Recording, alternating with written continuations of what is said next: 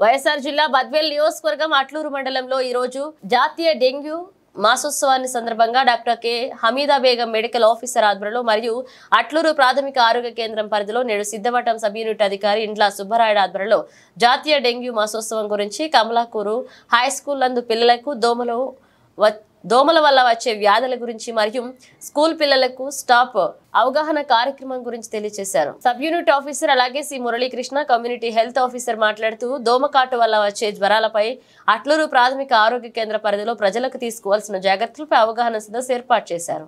గుడ్డు పెట్టుకుంటుంది, గుడ్డు నుంచి ఆర్వదేశ నుంచి పీపాదేశ నుంచి అడల్ట్ దశగా మారి మనములు పుట్టినప్పుడు మాత్రమే డెంగ్యూ జ్వరం వస్తుంది. ఇది దాని యొక్క నివాస యోగ్యమైనటువంటి ప్రాంతం. ఈ టైర్ అలాగనే, ఈ యొక్క పాత బకెట్ అలాగనే, ఈ డిస్పోజల్ గ్లాస్ అలాగనే, తర్వాత ఈ బాటిల్ కూడా అలాగనే, ఈ పాత టబ్బు కూడా అలాగనే, తర్వాత ఈ పూల కుండి కూడా అలాగనే, ప్రతి ఒక్కటి కూడా మన ఇంటి ప్రాంతంలో ఉండేటువంటి వాటిల్లోనే ఈ దోమ నివసిస్తూ ఉంటుంది.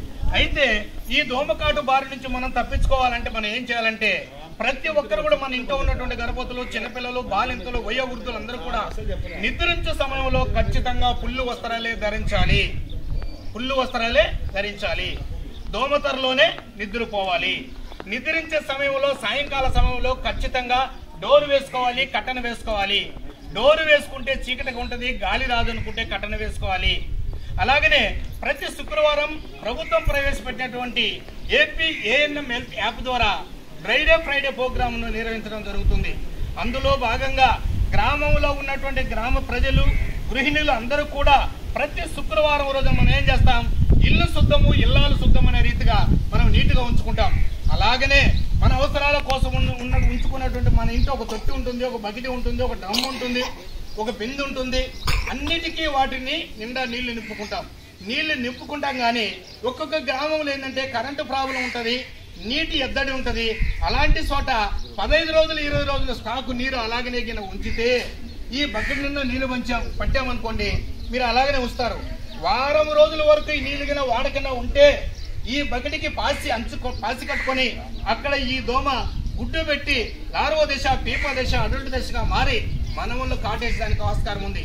అందుకని గ్రామ ప్రజలందరూ కూడా మన ఇంట్లో ఉన్నటువంటి ఇలాంటి పాత్రలన్నింటినీ కూడా మనం నీట్గా కడిగి ఆరబెట్టుకొని నీళ్లు పట్టుకోవాలి.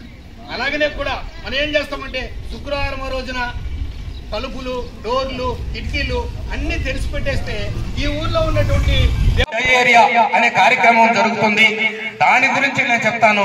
మీరందరూ కూడా మనసా శిరస వహించి ఇక్కడనే చెప్పే మాటలు ఆచరించే వారిగా ఉండాలని మరొక్కసారి విద్యార్థులందరికీ సభాముఖంగా సవనీయంగా హెచ్ఎం గారి సమక్షంలో మిమ్మల్ని నేను కోరుకుంటూ ఉన్నాను. ఇకపోతే సబ్జెక్ట్లోకి వెళ్దాం. స్టాప్ డయేరియా అంటే ఏంటంటే, స్టాప్ అంటే ఏంటి? నిలుపుదల. స్టాప్ అంటే నిలుపుదల. డయేరియా అంటే ఏంటి? విరేచనాలు. డయేరియా అంటే విరేచనాలు. అంటే విరేచనాలు, వాంతులు జరగకుండా మన వంతు మనము ఆపుదల చేయాలి అని దాని అర్థం. అంటే ఒకరిదే కాదు బాధ్యత. ఒక కమ్యూనిటీ హెల్త్ ఆఫీసర్దో, ఒక సబ్ యూనిట్ ఆఫీసర్దో, ఒక మెడికల్ ఆఫీసర్దో, ఒక హెచ్ఎం గారిదో, ఒక ఉపాధ్యాయులదో కాదు బాధ్యత.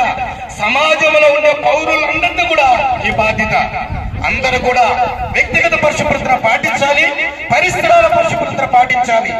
ఏ కుటుంబం అయితే, ఏ వ్యక్తి అయితే వ్యక్తిగత పరిశుభ్రతను పాటిస్తారో, పరిసరాల పరిశుభ్రతను పాటిస్తారో ఆ వ్యక్తికి, ఆ కుటుంబానికి ఎటువంటి వ్యాధులు కూడా దరిదాపులు చేరవని మరొకసారి సభాముఖంగా సవనీయంగా హెచ్ఎం గారి సమక్షంలో వైద్య బృందం అందుకని దయచేసి ఎవరు కూడా నోట్లో గోర్లు పెట్టి కొరకకూడదు. కట్టర్తోనే కట్ చేసుకోవాలి, లేదా బ్లేడ్ తోనే కట్ చేసుకోవాలి. నోట్లో మాత్రం ఏలు పెట్టి గోర్లు మాత్రం కొరికే పని మాత్రం చేయకూడదు. ఈ పాటించవలసినటువంటి పద్ధతులు. ఇకపోతే దీని యొక్క లక్షణాలు ఎలా ఉంటాయి అనేది నేను చెప్తాను.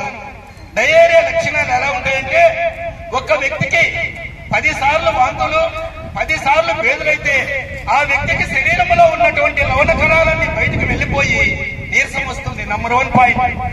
నంబర్ 2, కుడి కన్ను ఎడమ కన్ను లోపలికి వెళ్ళిపోయింటాయి. కనుగుడ్డు లోపలికి వెళ్ళిపోయింటాయి. నంబర్ 3, శరీరం పైన పట్టుకొని లాగితే పొట్ట పైన కానీ లేకపోతే ఈ యొక్క చేతికి కానీ రబ్బర్ సాగినట్టు సాగుతూ ఉంటుంది.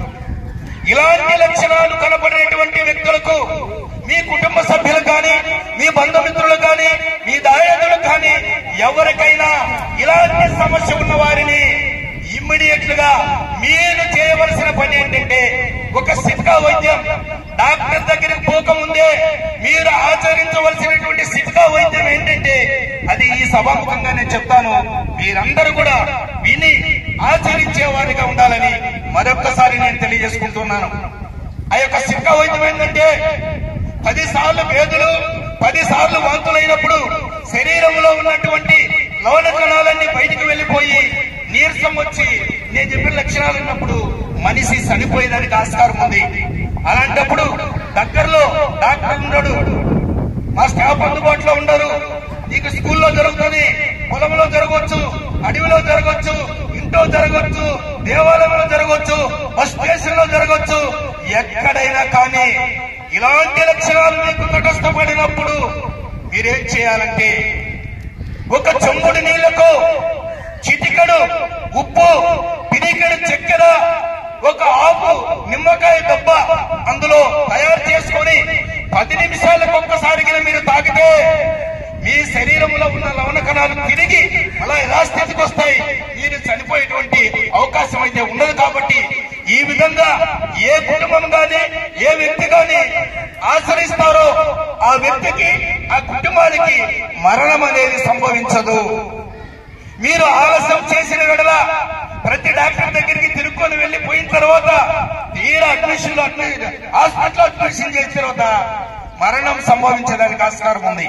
కావున మనం డాక్టర్ దగ్గర పోయి వైద్యం చేయించుకోవడం కంటే ముందు నేను చెప్పినటువంటి ఈ సిద్ధా వైద్యం మీరందరూ కూడా పాటించి, మీరు తెలుసుకున్నది కాకుండా మీ కుటుంబ సభ్యులకు, మీ బంధుమిత్రులకు, దాయాదులకు అందరికీ తెలియపరిచి ఈ స్టాప్ డయేరియా గురించి మనందరం కూడా స్టాప్ చేసి ఆరోగ్యమే మహాభాగ్యం అనే రీతిగా వెళ్లాలంటే మీరందరూ ఆచరించే వారిగా ఉండాలని మరొక్కసారి సభాముఖంగా, సౌర్యంగా హెచ్ఎం గారి సమక్షంలో, ఉపాధ్యాయుల సమక్షంలో, వైద్య బృంద సమక్షంలో, అందరి సమక్షంలో తెలియజేసుకుంటూ ఈ అవకాశం ఇచ్చిన పెద్దలకు ప్రత్యేక ధన్యవాదాలు తెలియజేసుకుంటూ ఇంతటితో సెలవు తీసుకుంటూ ఉన్నాను.